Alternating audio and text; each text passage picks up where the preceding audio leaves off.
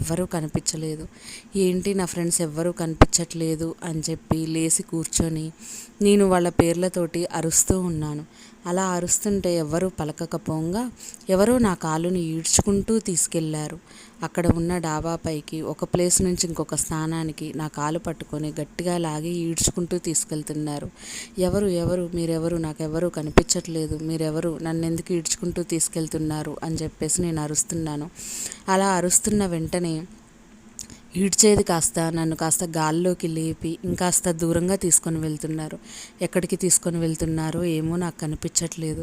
కానీ ఆ గాలికి నేను విపరీతమైన అరుస్తున్నాను. నాకు భయంతో ఒంటి నిండా చెమటలు పట్టి చాలా భయంగా గుండె అదురుతూ ఉంది. నాకు చుట్టూ చూసినా కానీ ఏమీ కనిపించట్లేదు.